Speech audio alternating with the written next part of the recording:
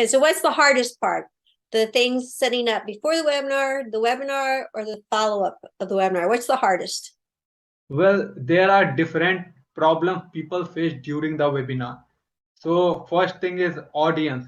So in webinar, you'd be inviting two kinds of audience. First, who knows you, and second, who does not know you. So the second audience would be someone who you want to educate them before the webinar, so that your both audience should be on the same line and they would know you better, that who you are, what you do, and why they should join your webinar, because they also want to go from point A to point B. And after the invitation, it comes to the registration part.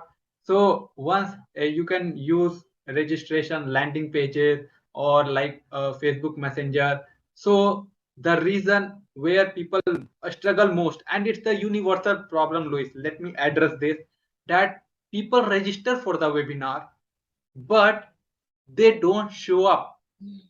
The show up rate is very low. So it's the universal problem. I've been on a call with one of a UK prospect, and his program cost was like £6,000, and he told me, Ritu, no one booked the call in the end. I got 95 registrations, 27 people showed up, 27 people stayed till the end, but in the end, no one booked the call. So I tapped into his problem and find out, first, the problem was in the reminder sequence, because that is where the next part comes in. After, because people are not getting show up because they have not put up the reminder sequence in a proper manner, and they must have scheduled anything else in between, because it's a busy world. People get distracted from all this shiny object syndrome. And I told him that reminder part is the first problem.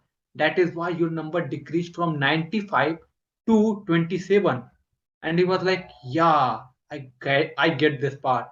And after that, the problem was with the CTA. He was not able to get the end. In the end, he was not able to provide the better CTS so that people can book a call with him. And the next problem people face is like they are not able to follow up. And believe me, 80% conversions comes from follow up. You need to retarget your audience at least 7 times to get the sale, and this is the gold part, Luis. So these are the main struggles people are facing, and this is what I want to address with the help of your podcast, so that people can actually get it right. Yes, this is what it really making sense.